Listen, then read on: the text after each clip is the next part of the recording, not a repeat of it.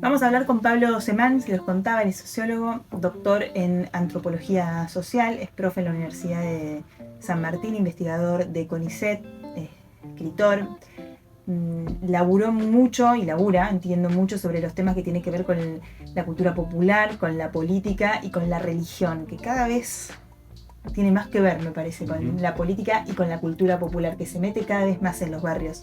Hace un tiempo hicimos con Gastón un informe para la tele sobre justamente la política y la militancia y la iglesia pentecostal, los evangélicos, digamos, en los barrios populares, y cómo de alguna manera habían corrido o desplazado lo que fue históricamente la penetración en los barrios populares por parte de la Iglesia Católica, sobre todo con Cáritas, ¿no?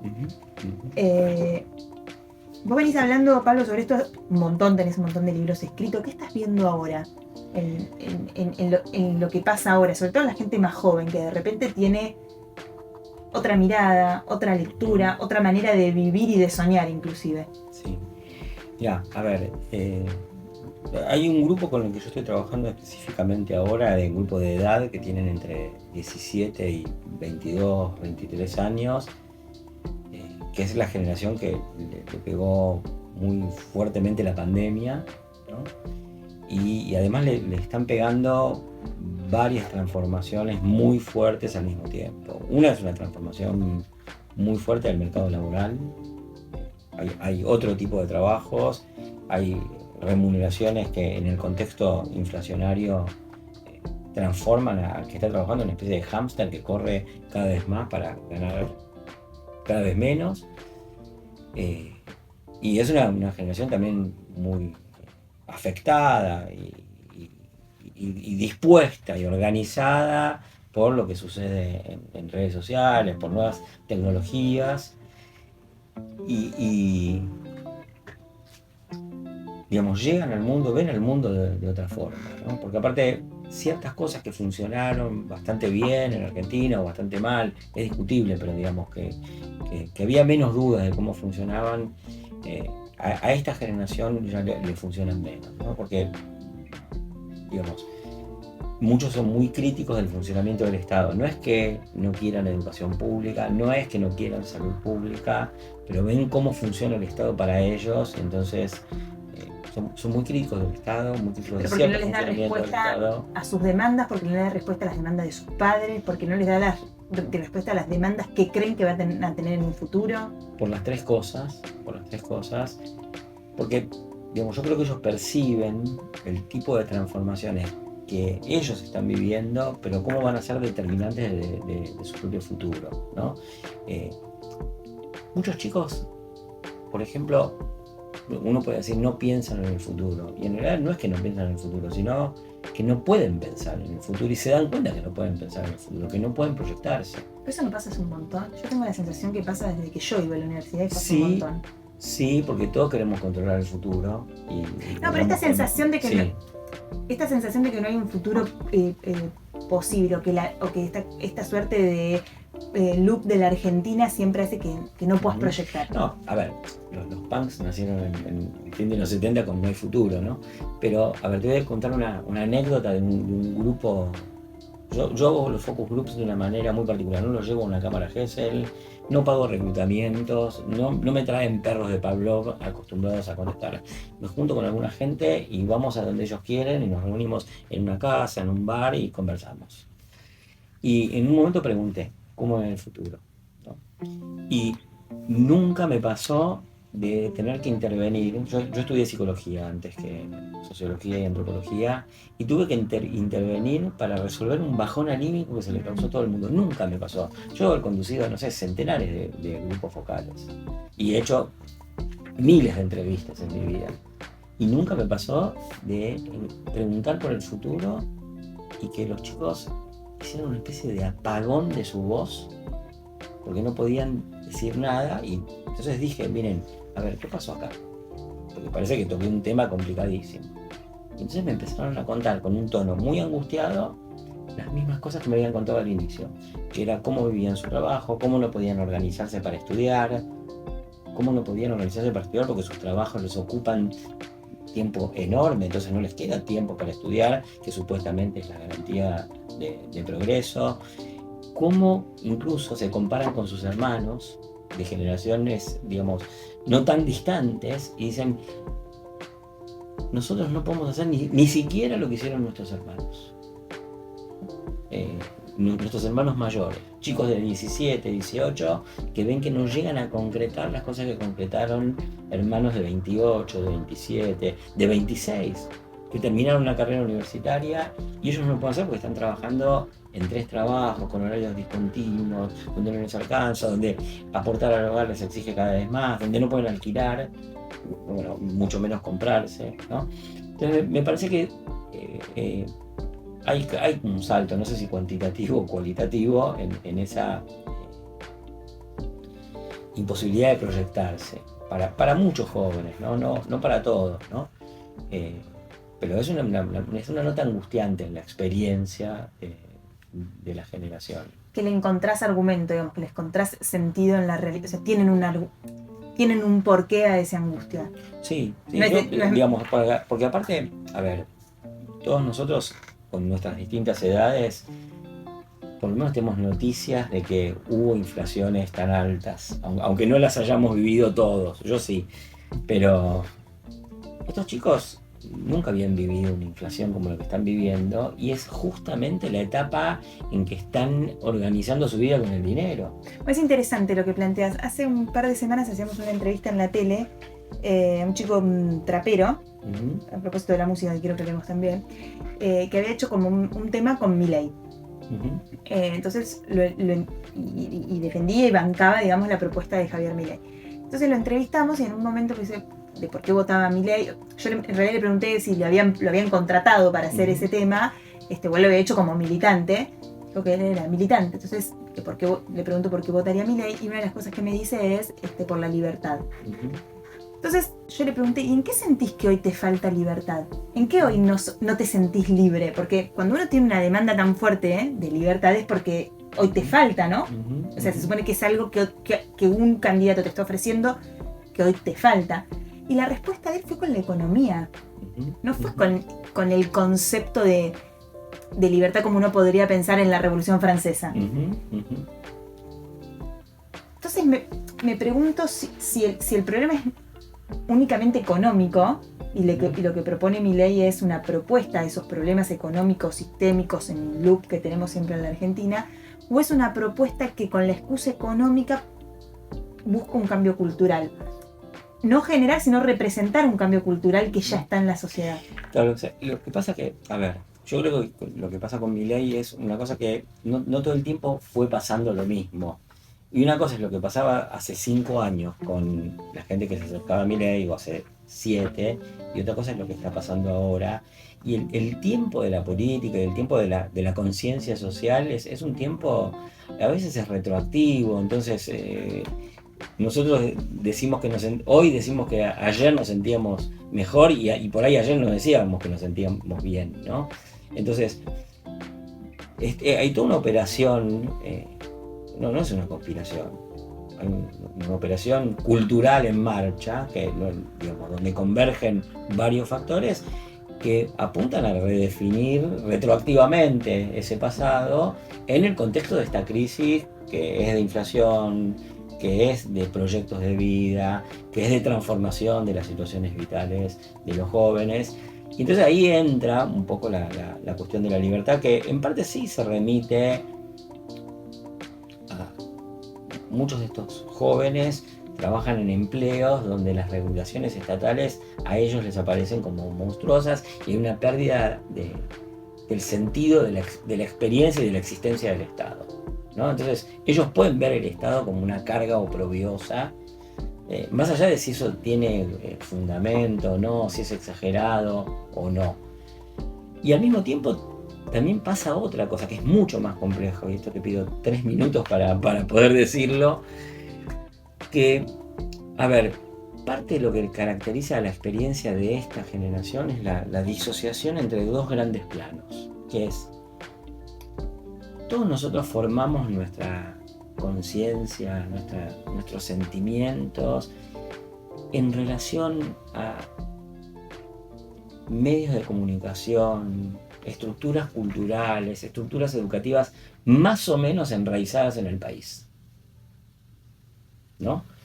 Estos chicos están en una disociación entre viven en un país,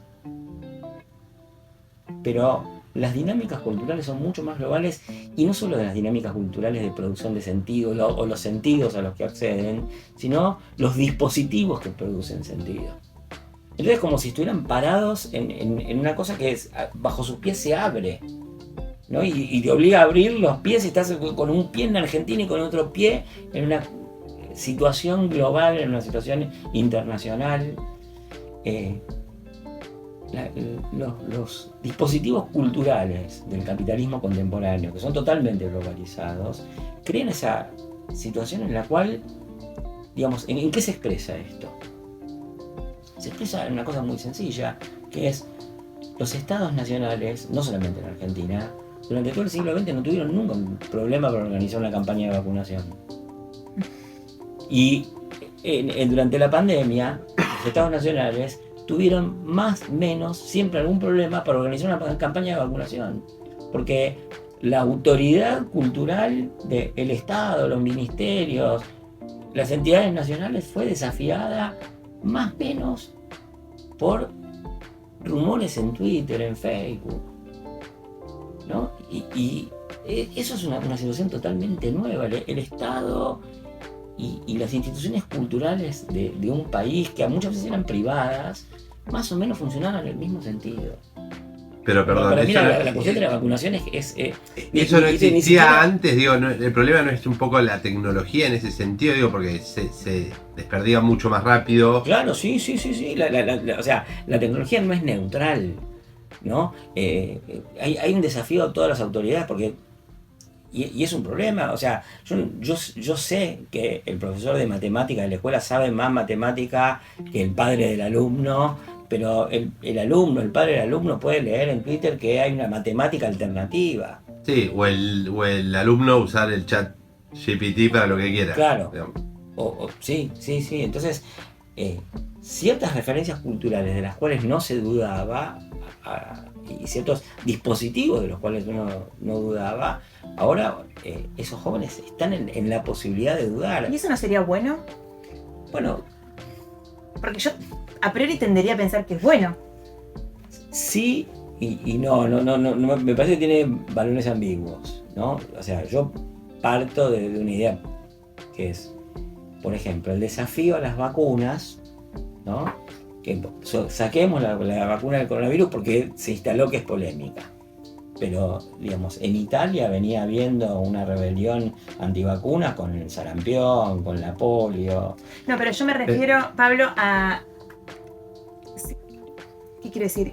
Me parece que la cosa de que la sociedad dude, sí, o tenga la posibilidad de dudar, es bueno. Lo que pasa es que la segunda parte sería un Estado capaz de satisfacer esa demanda de duda satisfactoriamente. Ahora, cuando vos tenés una duda y lo que te viene es una ratificación de la razón que tenés en dudar, claro, y bueno, tenés un quilombo. Lo que pasa es que ahí tenés, para mí, otra cosa que emerge con esto, y vos lo dijiste al inicio del programa, que es ciertos funcionamientos culturales donde está diseminada y digamos, democratizada la autoridad cognitiva, que eso es lo que sería bueno. En realidad lo que hace es crear nuevas burbujas de nuevos liderazgos muy cerrados. Por eso todo el mundo cree que tiene razón, y cuando se encuentra con otro que piensa diferente dice, no puedo creer que no estés de acuerdo conmigo, no puedo creer que no entiendas lo mismo que yo. Entonces hay un fenómeno de fragmentación cultural que no es exactamente lo mismo que la duda. Una cosa era la educación crítica, y bueno, si tu maestro te dice una cosa y te dice por qué sí, vos le preguntás, bueno, pero ¿por qué sí? Que esa es la educación que todos nosotros recibimos en las clases medias, sobre todo en Argentina y en la Capital Federal específicamente. Todos fuimos educados, que es ciertos funcionamientos culturales donde está diseminada y digamos, democratizada la autoridad cognitiva, que eso es lo que sería bueno. En realidad lo que hace es crear nuevas burbujas de nuevos de nuevos liderazgos muy cerrados. Por eso todo el mundo cree que tiene razón y cuando se encuentra con otro que piensa diferente dice, no puedo creer que no estés de acuerdo conmigo, no puedo creer que no entiendas lo mismo que yo. Entonces hay un fenómeno de fragmentación cultural que no es exactamente lo mismo que la duda. Una cosa era la educación crítica y bueno, si tu maestro te dice una cosa y te dice por qué sí, vos le preguntás, bueno, pero ¿por qué sí?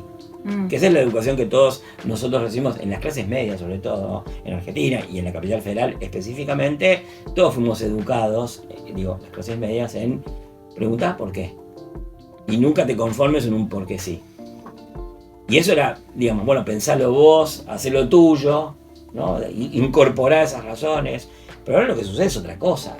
Es esferas de autoridad cognitiva fragmentadas, diseminadas, con razones muy cerradas a otros argumentos, que es lo que vos decías al inicio, y muy pluralizadas. Entonces tenés gente creyendo cosas muy diferentes. O sea, yo ahora puedo hacer un negador. La cuestión del terraplanismo. ¿No? Tengo miedo de decir lo del terraplanismo porque por ahí va a aparecer un oyente que va a decir, no, sí, yo sé que la Tierra es plana. Claro, ahora vos podés negar, por ejemplo, cosas que antes no se discutían como la ciencia.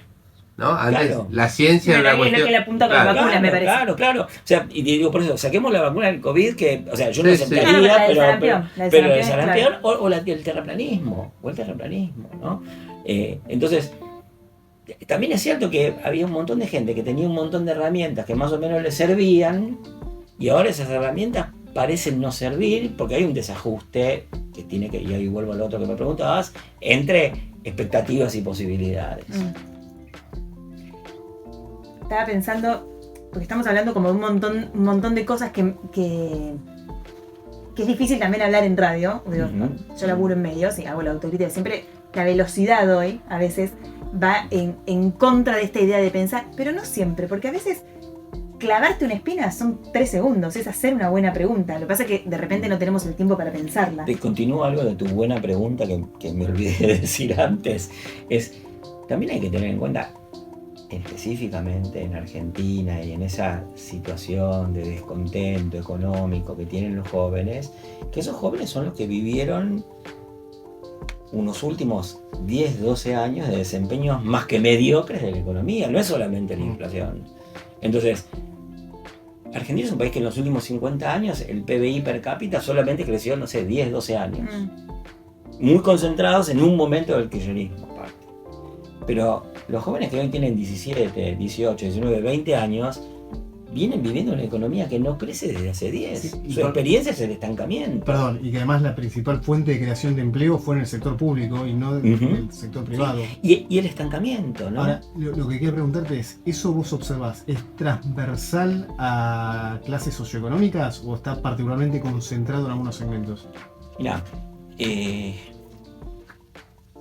en los sectores populares, donde hay una afinidad más grande con el kirchnerismo y donde diría, no es solamente la lealtad a lo que alguien puede decir el kirchnerismo planero, ¿no? Hay una generación que recompuso su situación laboral, recibió mejores salarios, regularizó jubilaciones, que no es lo mismo que los planes, digamos, que es otra cosa además, pero entonces, en esa generación que tuvo esa experiencia y en los hijos de esa generación que tuvieron esa experiencia, hay como una mayor tolerancia al estancamiento y una, no digo que sean acríticos, ¿no? Nadie es idiota, nadie, ni los que están en contra del gobierno, ni los que están a favor del gobierno, ¿no? Entonces, en ese grupo social, por ahí hay más resistencia a la crítica furibunda del gobierno, inclusive. Hay una cosa que yo lo veo mucho en las entrevistas, en los grupos, que les duele muchísimo tener que criticar al gobierno que votaron o al gobierno que votaron sus padres.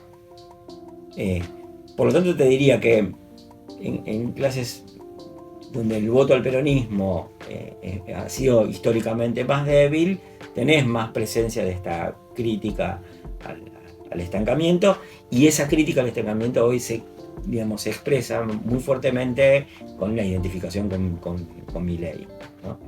Que no es lo único que ocurre, además, obviamente. Quiero preguntarte sobre Milei, pero antes hablabas del kirchnerismo. Cristina Fernández dio una entrevista la semana pasada, hizo 11 puntos de rating en la televisión, la dio en cable, pero le ganó al aire y demás. Lo menciono porque hoy ningún político hace 11 puntos de rating en la televisión. También es cierto que Cristina Fernández hace 4 años que no da una nota, ¿no? Que no aparecía en la tele. Ahora el jueves va a estar en la Plaza de Mayo y hay expectativa otra vez por lo que vaya a decir, pese a que la semana pasada dio una entrevista, y esta idea de reventar la plaza. Vos diste una entrevista esta semana donde dijiste que el kirchnerismo ni siquiera hoy ya es tan que tiene una percepción errónea de sí mismo, ¿no? Que se cree más mayoritariamente de lo que es y que inclusive hoy es mucho menos mayoritario de lo que fue. Sin embargo, la figura de Cristina Fernández de Kirchner todavía está como ese poder de convocatoria que no logra tener ningún otro político en la Argentina. No estoy diciendo que esto la convierta a Cristina en algo wow, digo que está por encima de la media que tenemos. Quizá la media que tenemos es malísima. Sí. Pero ¿cómo definirías esta etapa del kirchnerismo? ¿Dirías que estamos en el final del kirchnerismo esta vez sí? Primero, déjenme agradecerles el tono de la conversación, porque está buenísimo. Mirá, yo soy de los que predijo fallidamente el fin del kirchnerismo, así que no voy a caer de nuevo, no me van a pescar 2 veces con la misma red. A mí lo que me parece es que, digamos, tiene una repercusión cada vez menor, partiendo de que, digamos, cuando vos estás en el Monte Everest a 10.000 metros de altura, 9.000 no sé cuánto, o 8.000 no sé cuánto, si te vas cayendo y estás en la mitad, todavía estás 4.000 metros arriba, ¿no? Entonces, el kirchnerismo tuvo un punto muy alto y aún decayendo sigue estando alto. La otra cosa es que yo creo que hay un tema muy complicado ahí, que es nosotros tenemos una crisis de comprensión de la sociedad, ¿no? Desde un lugar que yo llamo la sociedad política ampliada, que son los políticos, el Estado, los periodistas, los investigadores como yo, los consultores, y que nadie pudo prever de todos nosotros, que somos la sociedad política ampliada, por ejemplo, que se iban a presentar tantos millones de personas al IFE, ¿no? El Estado no puede contar bien, y con esto no estoy diciendo que no tiene que haber Estado, pero estoy diciendo hay algo donde nuestros radares no están funcionando del todo, no están viendo lo que pasa.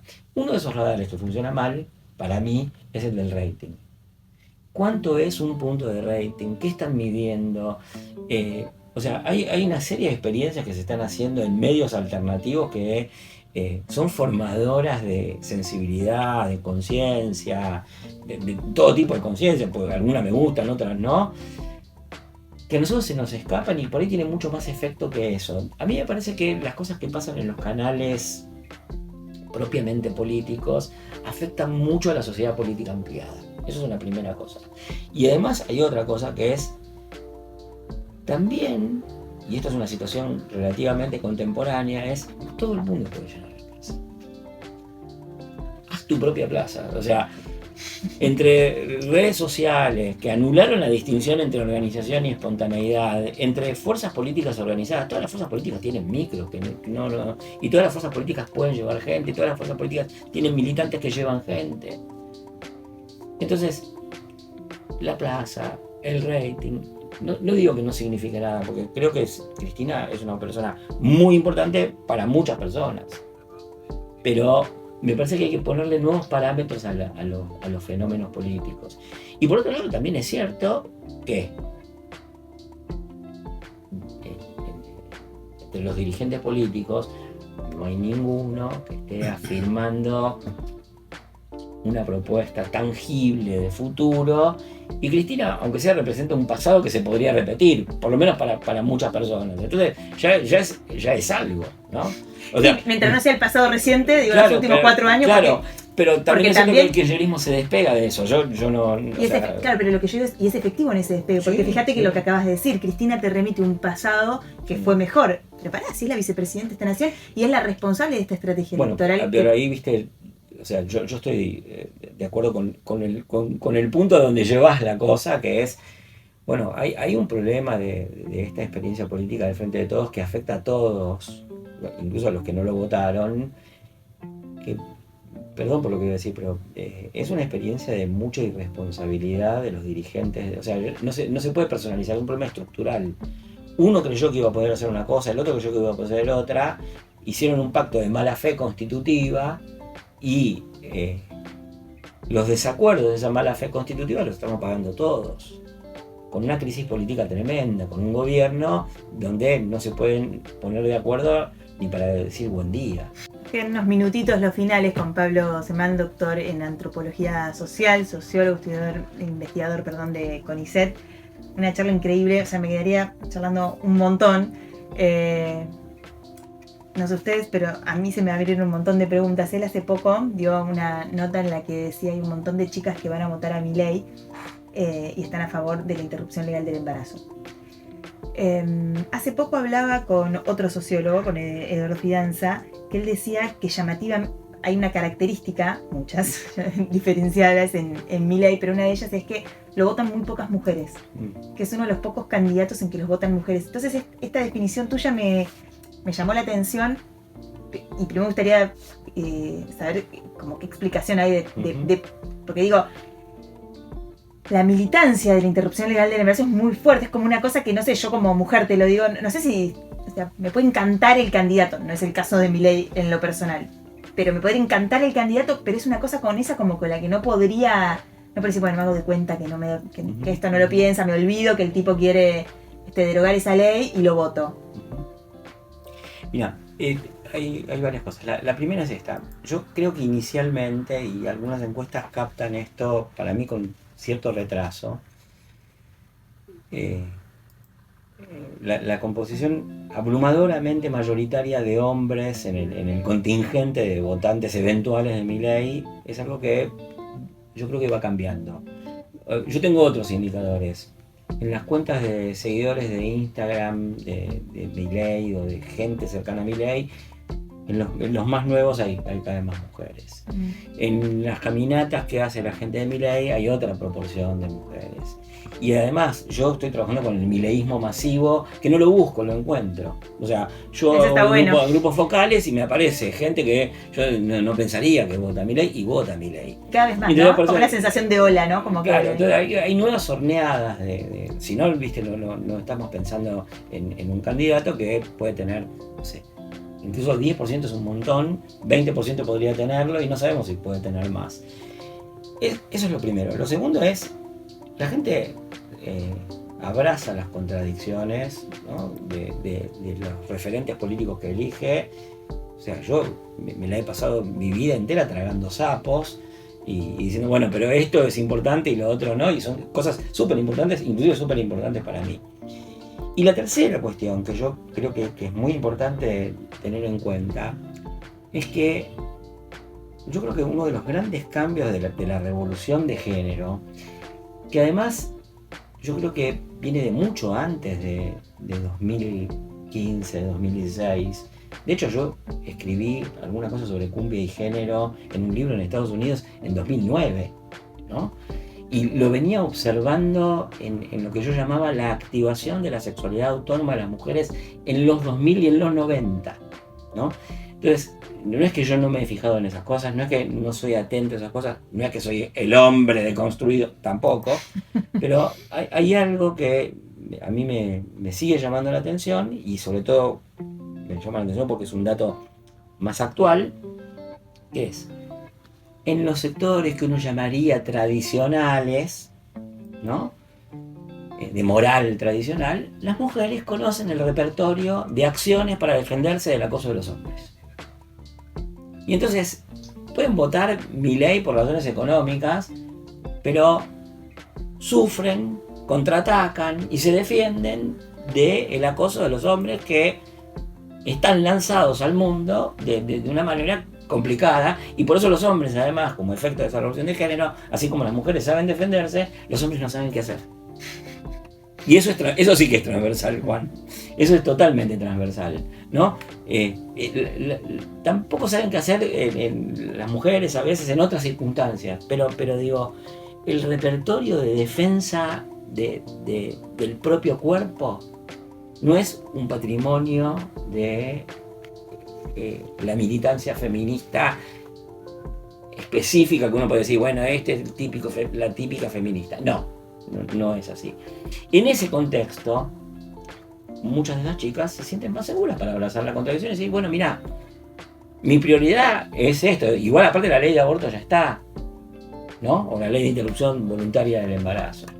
Y además todo el mundo se relaciona con sus elecciones políticas de manera, no, bueno, lo que yo pienso que es lo peor que él podría hacer, no lo va a hacer porque me va a escuchar. Después, por ahí no pasa eso, porque te engañaron y bueno, y eso sucede. No, pero es que lo llamativo con Milei es que no te engaña, te dice lo que No. piensa y lo que quiere hacer. O no te engañó la percepción en el sentido de que vos pensabas que no lo iba a hacer, ¿no?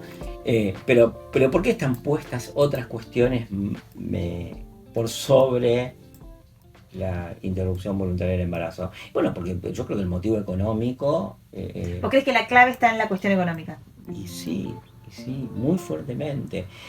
Pasa que Milei lo interpreta con un montón de condimentos más, digo, va mucho más allá. Sí, yo creo que, a ver, no sabemos cuál va a ser el destino electoral de Milei. ¿Qué pensás? ¿Tenés alguna? ¿Te animás acá a hacer No, alguna? no, futurología no, pero porque aparte depende... Pero a ver, te lo pongo de otra manera. Pero lo que vos decís, que lo quiero tomar, que Sí, es... perdón. Milei es un dogmático, mucho más dogmático que sus seguidores dogmáticos y mucho más dogmático que sus masas de seguidores. Entonces, Milei es capaz de ponerse a argumentar, porque le parece una cuestión de principio, por qué habría que autorizar la venta de órganos, ¿no?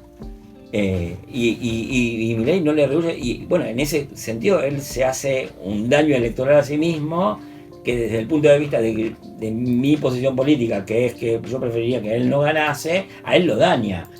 Ahora, hay otros candidatos que han sido capaces de alimentar una dialéctica con sus bases electorales, digo, Meloni, Marine Le Pen en Capaz que lo Francia. daña en la racionalización de lo que está diciendo, pero me parece que la gente lo que valora es la actitud, no lo que Claro. dice. Bueno, aunque no le conviene, lo dice. ¿Ves que es legítimo? Bueno, también es sincero, ¿no? Claro. Sincero. Por eso, hay como un montón de cosas. Estamos ya sobre el final del programa, Pablo, pero te quiero agradecer un montón. No sé, siento que podríamos charlar sobre un montón de situaciones. Hablaste, y esto es lo último, del rating y la mala percepción. ¿Crees que en el caso de Milei el resultado va a ser mejor de lo que dan las encuestas o peor? Mira, yo creo que ya es mejor de lo que vinieron calculando la mayor parte de los miembros de la sociedad política ampliada durante los últimos años. Vos hablabas no solamente con kirchneristas, sino con larretistas y te decían, no, nosotros lo tenemos dimensionado, esto no va a pasar nada. Y ahora están todos alarmados porque pasó algo. Al radar se le escaparon cosas hace 2 años, no ahora. Gracias, Pablo. Muchísimas gracias por estar acá.